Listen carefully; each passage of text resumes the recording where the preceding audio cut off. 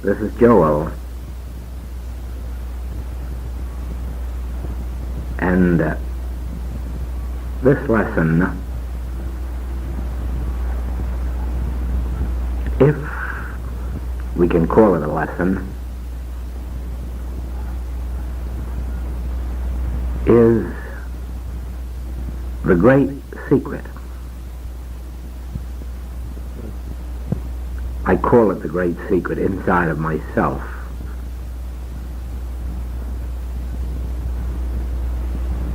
Because it is a secret that I very rarely share with anyone. It is my secret.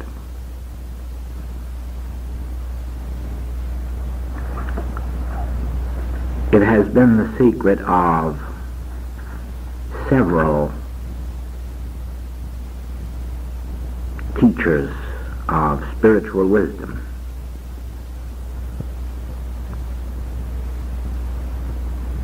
Only they had the courage to say it in a very few words and then let it be forgotten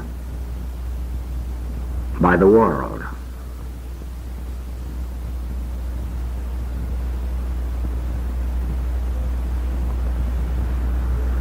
The Master taught this secret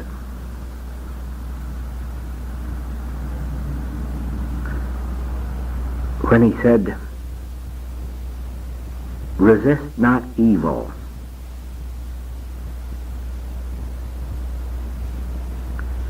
When he taught that if someone takes your coat, you may give him your vest. If he forces you to walk 1 mile, walk 2.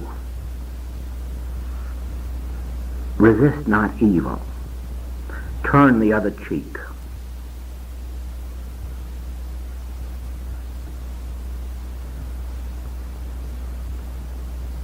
The teaching has never been clear to the world because of the utter impossibility of obeying those demands unless one saw the principle involved.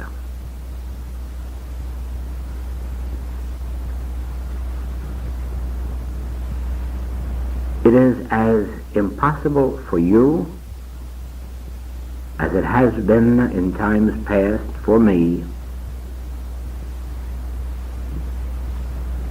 to permit others to take advantage of us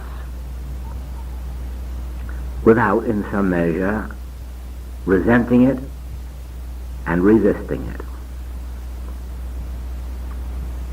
It has been, for you as well as for me, an impossibility not to resist or resent the injustices, the inequalities, the disturbing persons and conditions of human existence.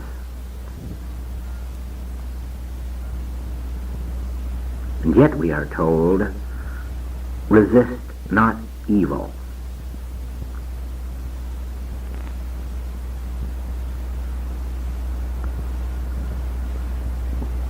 There is deep within our own being a point of quietness, a place, an area of consciousness into which nothing of the world enters to defile or make a lie. There is a point of consciousness within us which is never disturbed by anything or any person or any condition. Perhaps you have not achieved that point of consciousness. But it is a necessary experience. This point of quiet within us, I have recently said, was like a deep, cool pool of water.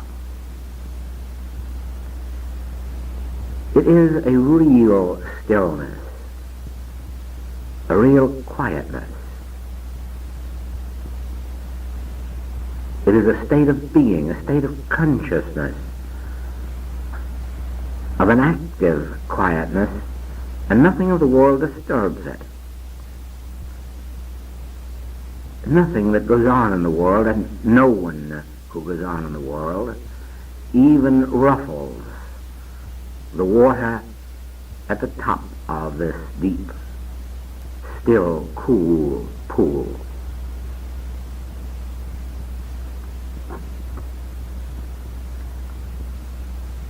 It isn't easy to attain this state of consciousness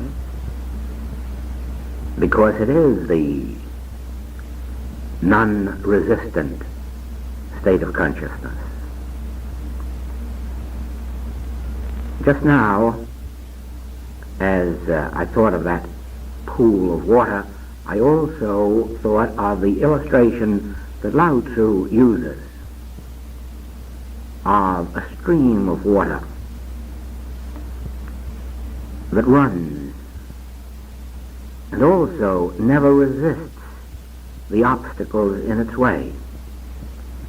You remember his little stream of water that runs around rocks and under rocks and over rocks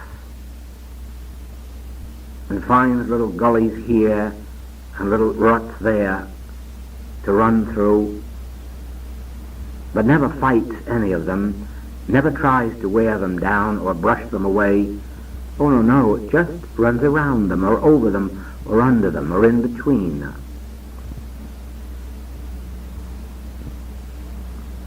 You see that illustration of water is quite apt.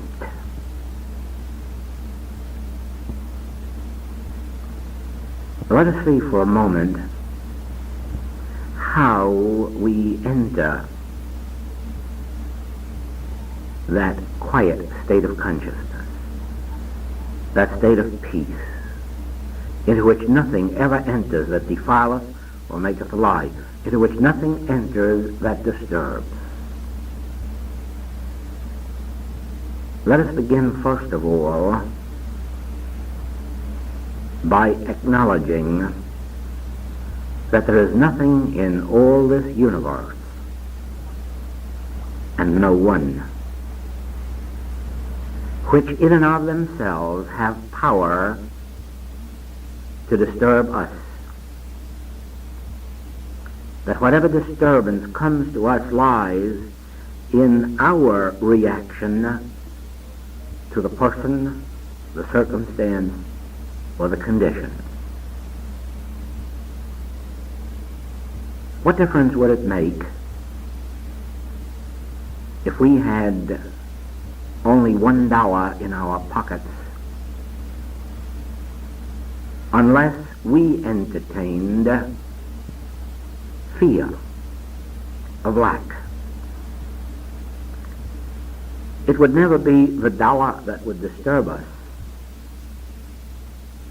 It would be our fear of lack disturbing. What difference would it make if someone out there hated us or misunderstood us,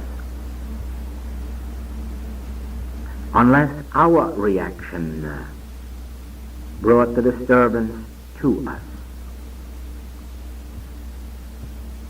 Actually, it should make no difference to us what anyone thinks of us. Whether or not they know us correctly is their demonstration. Why should it be disturbing to us? But, you know, it is. We react badly to others' opinions of us or estimates of us.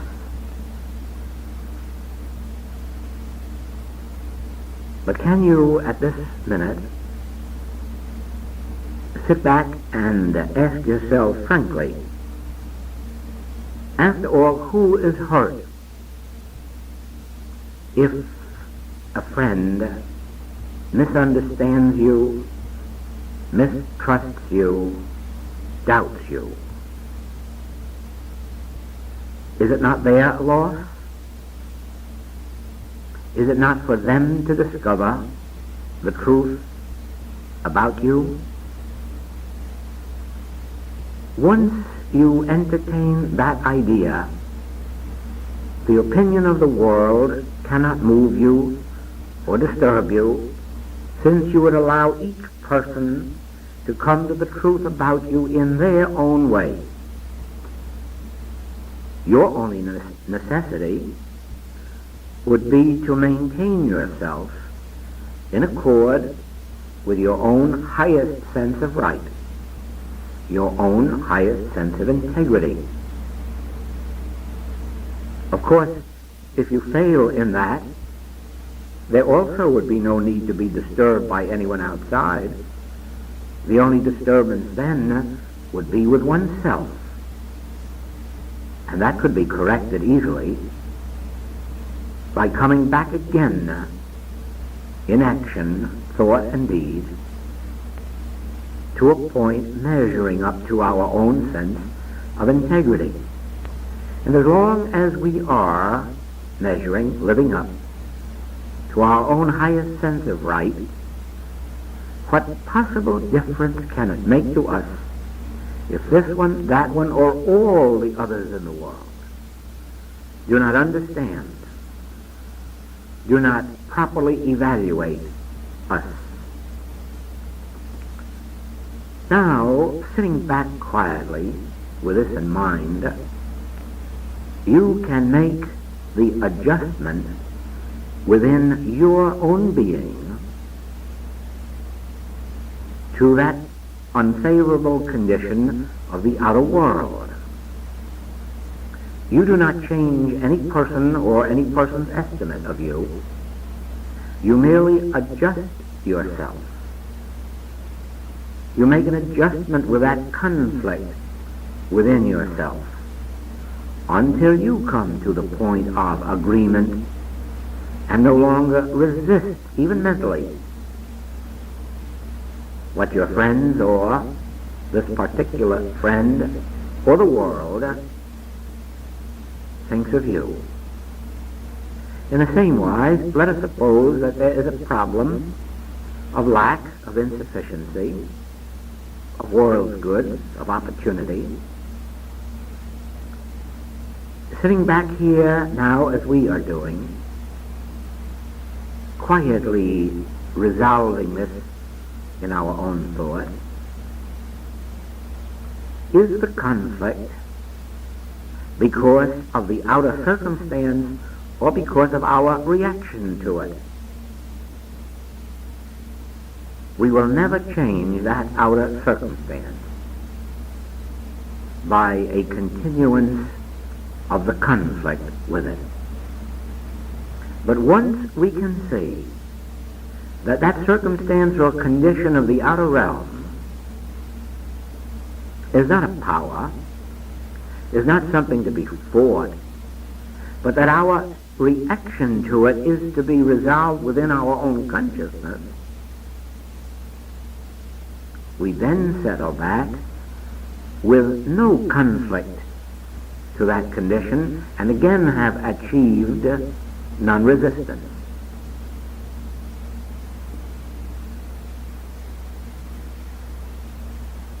Everyone who is on a spiritual path, seeking truth,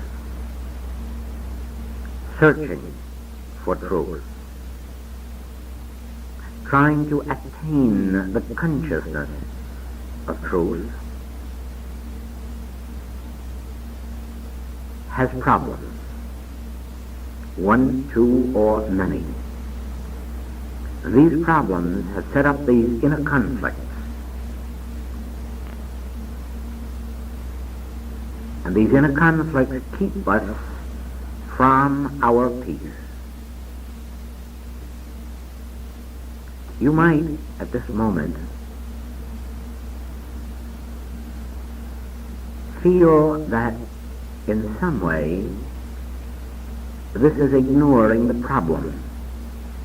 It isn't. I can assure you that this is the one and only permanent and spiritual way in which the problem can be resolved, overcome. First, look at the problem. Whether that problem be person, thing, circumstance, or condition in your life. Look at it. Face it. And agree that it of itself could have no power over you unless you, by your hating it, fearing it, made it a power over you. It of itself would lie dormant in the world. It of itself, regardless of its nature, it could have no power over you unless you gave it power by your resistance to it, by your fear of it.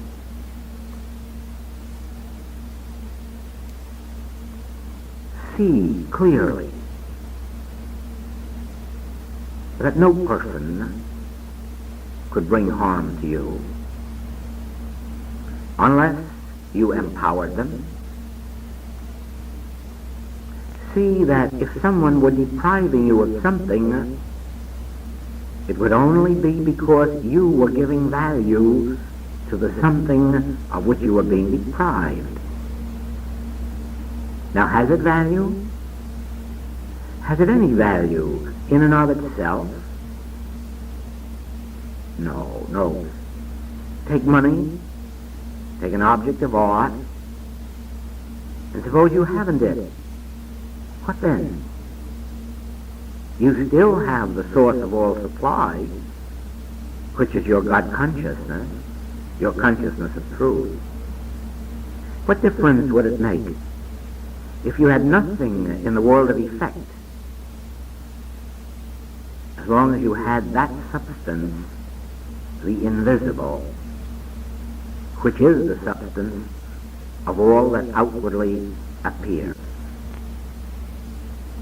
So then, to be upset, to be angered, to be disturbed by the loss of things would mean that you yourself had placed a value upon these things, and so your conflict wasn't with the loss, but with the value that you had erroneously placed on things. Resolve this within you. See within your own being that nothing in this outer universe has any more value than you are willing to place upon it. You know there is nothing in this world that cannot be replaced, even if you destroy this temple, this body. If sin or disease ravishes your body, you can rebuild it again by not fearing the condition, by not fighting it, by not hating it, but by seeing quietly and peacefully within yourself that even your body exists as an effect, and that your consciousness of truth is the substance, the law, the cause of it. And so you will rebuild yourself another body. Do not put power in the effect called body or called disease. If it is someone's enmity, look at it, hold it up before your own eyes? Is it a power, or are you giving it some power over you? Isn't God your consciousness? Isn't God the consciousness of all individuals? Then is there a power in hate, enmity, malice? No, then the conflict comes because you have placed power. You have placed power in enmity, in malice, in jealousy. Resolve that within yourself and agree that no such condition, person, thing in the outer realm has power to enter your consciousness. Why, no.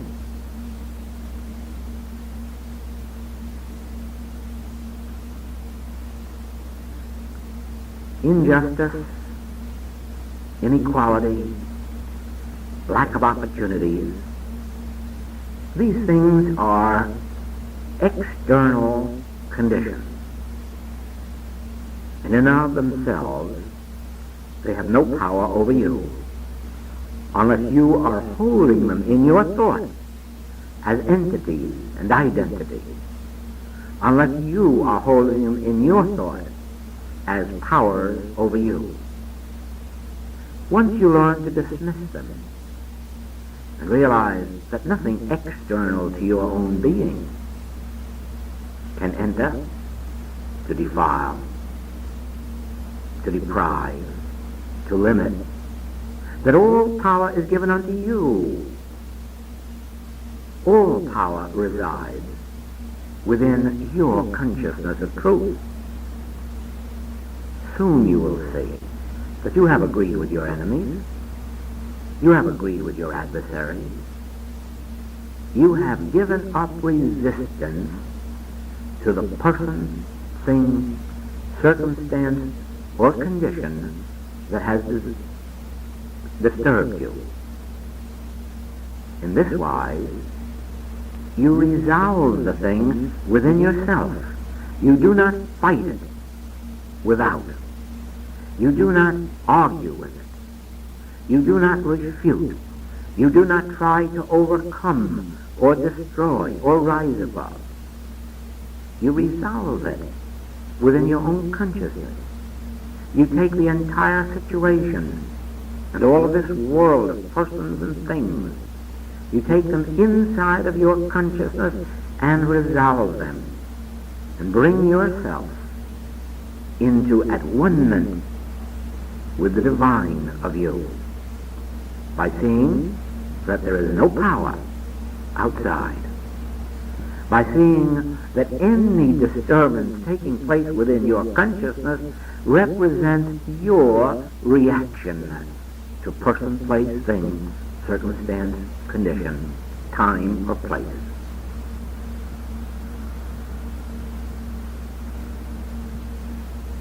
If you walk down to the beach for a swim, you will find that there are no troubles there. But as you sit on the beach or swim and begin thinking over in your mind the situation, the thoughts, the occurrences, the events, very soon you have your troubles with you. They aren't there on the beach. No, you have brought them there with you. You have raised them up in your own thinking. They aren't out there on the beach, you know. Not even those persons are there. No, only your concepts of those persons and things and conditions. And you are entertaining them instead of resolving them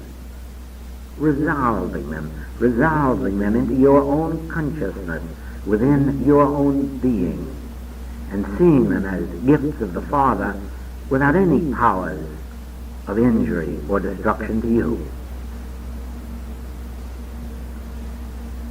When you go into a hotel, the clerk assigns you your room, and you go there and you find the room empty. There are no troubles there. There are no discords. There are no inharmonies.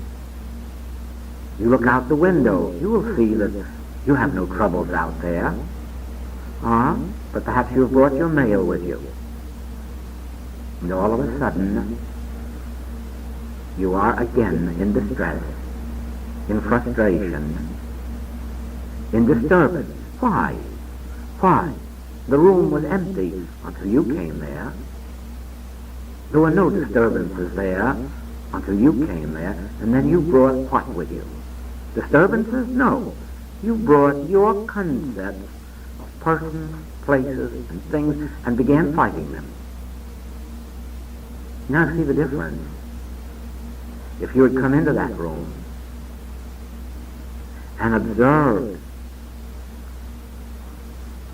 the clear atmosphere, the clean surroundings, the harmonies, the peace, and then, as persons and events came to your thoughts, you permitted them to be there without fight, without argument, without opposition. Do you not see that you entertain concepts of people and events, and that these concepts may and probably are erroneous? First of all, to be in keeping with all spiritual wisdom, you must acknowledge that no power exists outside your own being, that nothing and nobody in the without has power to enter your consciousness with a conflict.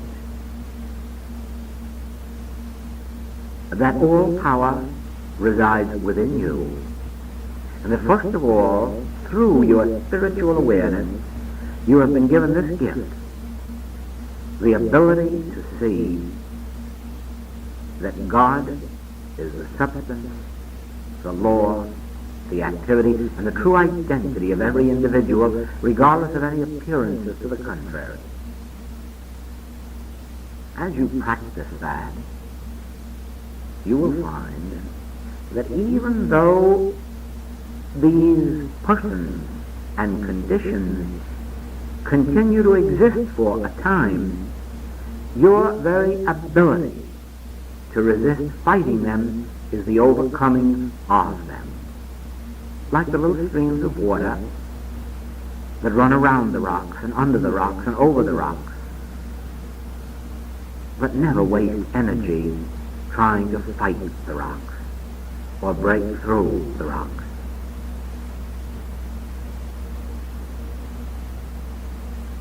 Yes.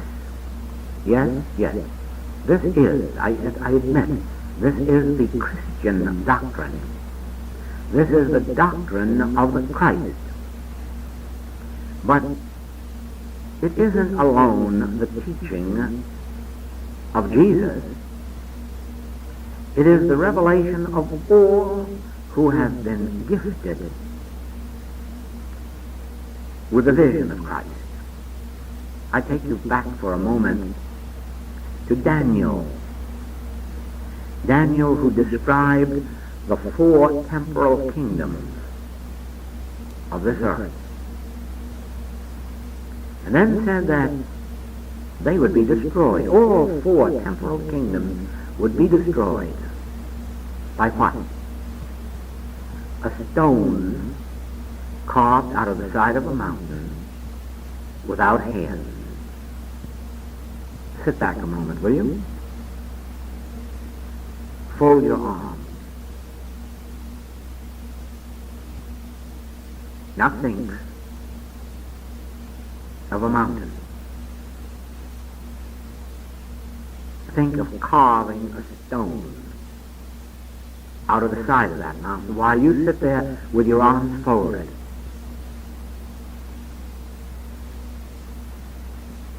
Just in this moment of visualization, of that idea, you will see the activity of the Christ overcoming and destroying all temporal kingdoms.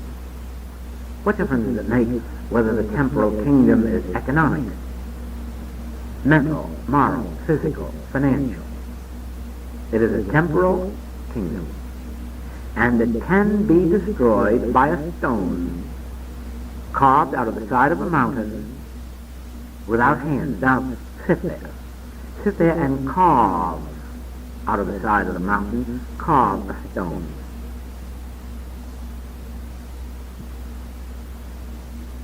And already you perceive what that stone is. You have the power, sitting there with your arms folded, to carve out any stone other than the Word. Isn't any stone that you are carving a mental or a spiritual stone? Something not visible? You begin to perceive the nature of the Christ.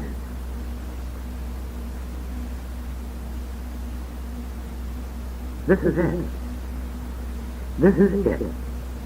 While you were sitting there carving that stone out of the side of the mountain without hands, you were not resisting or rebelling at the temporal kingdom. You had left those kingdoms behind you.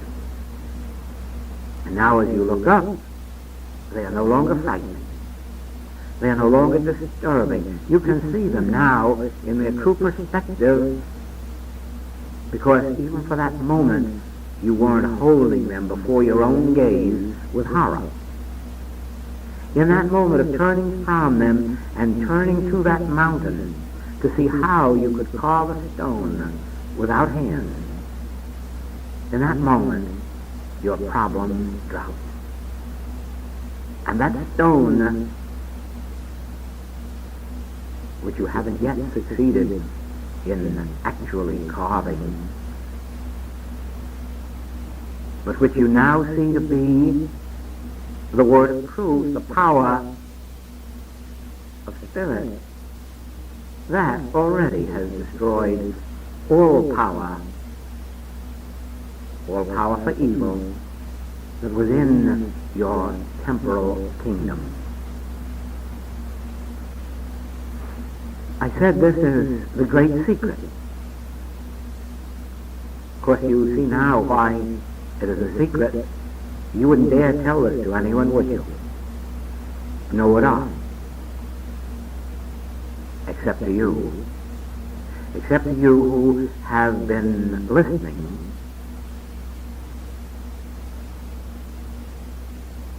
to the unfoldment of God as is, without defining, without qualification, without label. The moment you can see that God is, you are no longer even tempted to say or think what God is or how God is. No. Your whole consciousness is filled with, it is.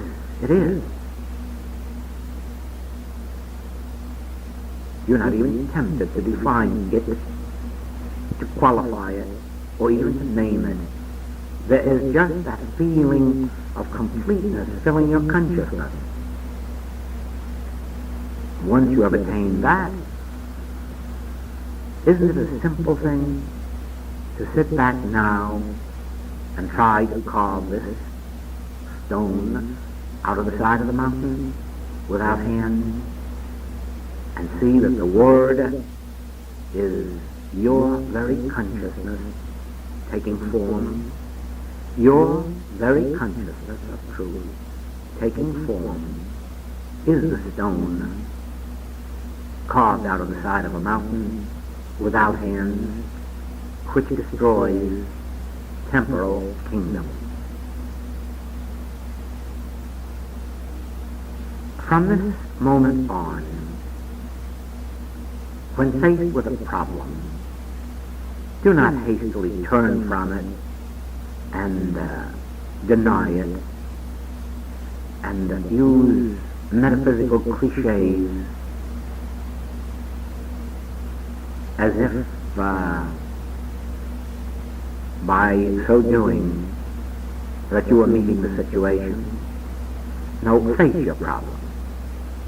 Look at it. Look at it and see if it doesn't exist as person, place, thing, circumstance, or condition, or law, claim of law, material law of some kind or other. And if it is, ask yourself the question, has it within itself power over me? Or is it my reaction to it that gives it power? Is it not my fear of it, my hatred of it, that gives it power over me? Or in some cases even my love of it, that gives it power over me? The main point is to see that it, in and of itself, is not power, has not power.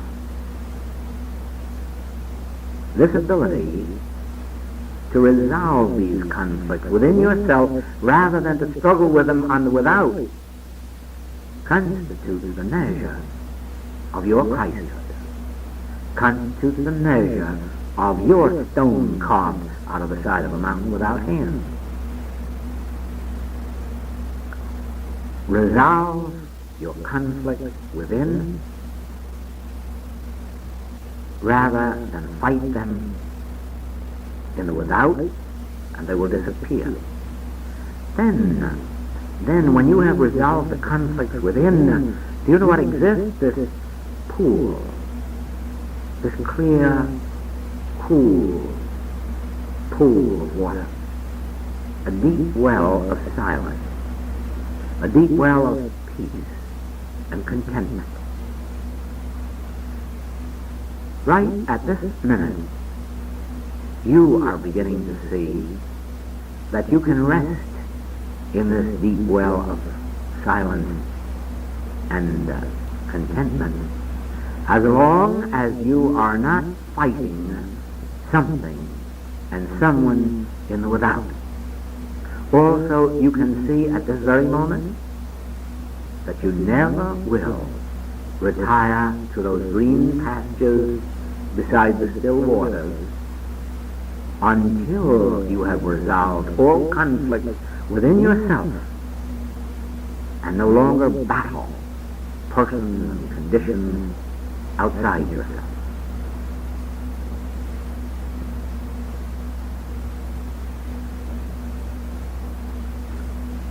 The attainment of a state of peace begins at any given moment. The complete attainment is realized when the major conflicts of your existence have been resolved within you. And this can never happen until you first agree that you can win no victories on the battlefield. If you win a victory on the field of battle, if you defeat your enemy, remember, your enemy will only live to come back to defeat you. Every time you attain a victory over someone or something, they exist from then on only for one reason: to come back and battle you. So victories on the outside are fruitless. Victories on the outside are too dearly won. Attain your victories within. Attain your victories by resolving your discord within your own being. Give up the battle. Resist not evil. Be like the streams of water that run and run and run. And when they can't get through, they go around. When they can't go around, they go above, and when they can't go above, they go beneath. but they never battle obstruction.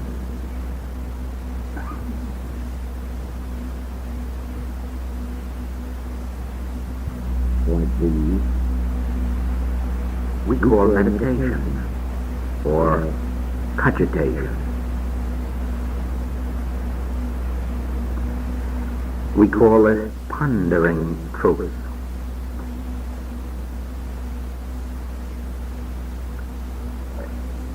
And you see where, if persisted in, this will lead us back within our own being. There is someone called you, Y-O-U, you.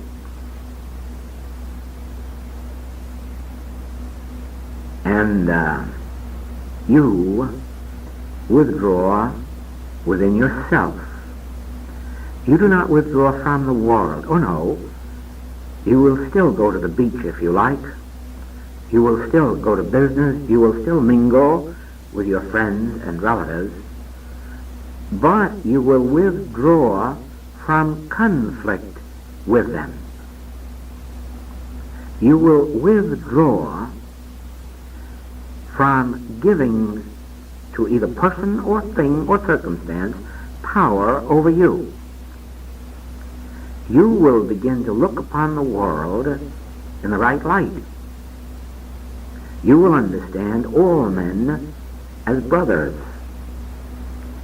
You will understand all properties, all things as being given to us for our use, for our joy. And you will place no undue values upon them, realizing they have none in and of themselves. If a thing is beautiful to you, it is because you vest it with qualities of beauty. If a thing is artistic to you, it is your artistic sense with which you are vesting it. If a thing has value to you, it is you who place the value upon it.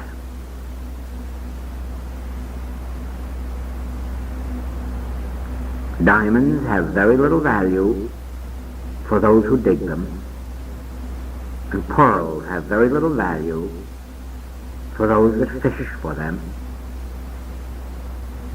It is we who place values upon these things. We. Now, give everything the value of beauty, joy, pleasure, utility,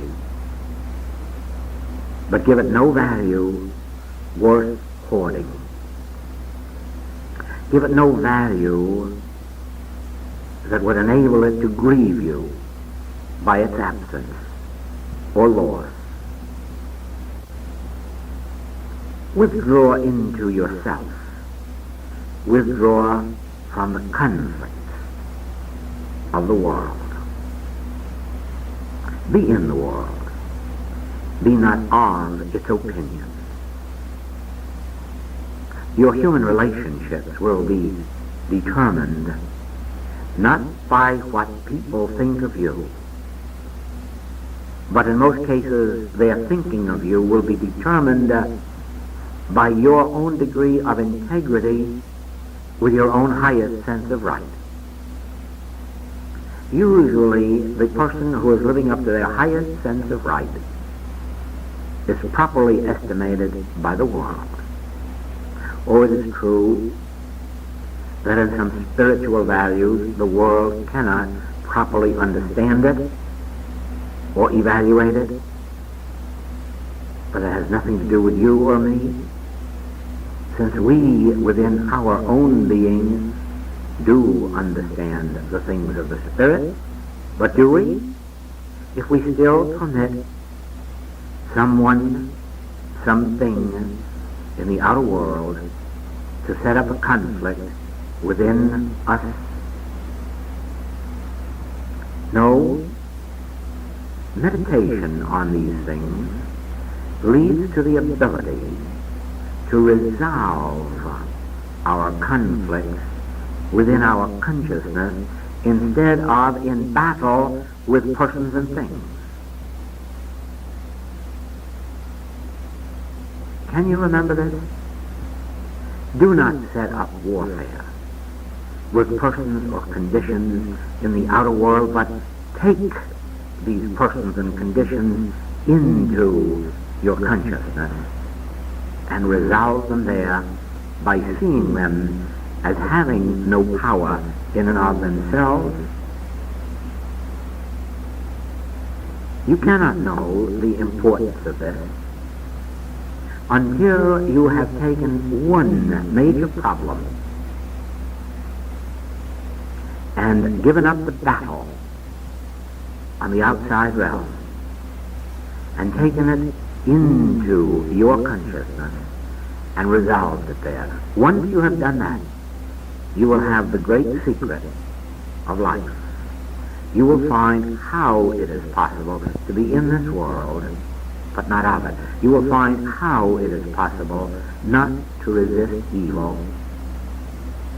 and not to be concerned about those who might or would deprive you of this, that, or the other thing.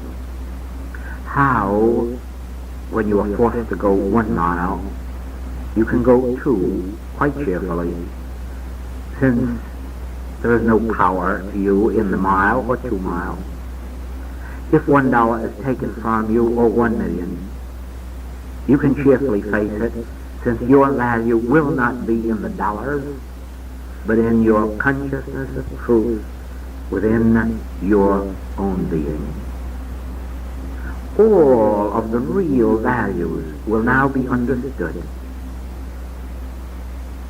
to be within your consciousness, and that you have the power of placing your values upon the persons and places of the world, or, better still, through spiritual discernment, seeing them as they are and being satisfied with that likeness.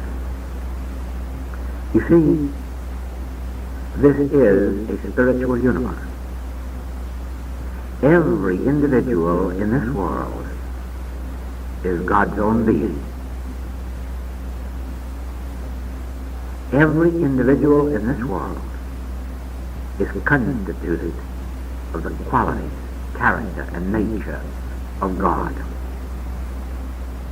And as you behold this, what remains to be battled? What remains to be fought? Just concept. Whether you entertain them or someone else does. Just concept. Everything and everybody in and of themselves is just God, manifested in infinite form and glory. The heavens declare the glory of God. The earth showeth forth God's handiwork, and surely the image and likeness of God can only show forth the nature and character of God. Then why battle concepts of men and women and things? The great secret: resist not evil. Agree with thine adversary. Do not struggle or strive with any one or anything in the outer realm. When struggle and strife appears to your consciousness, take it inside yourself and resolve it there, and find the peace that passes understanding. Thank you. Thank you. This is Joel in Hawaii. In Hawaii. In Hawaii. In Hawaii. In Hawaii. In Hawaii.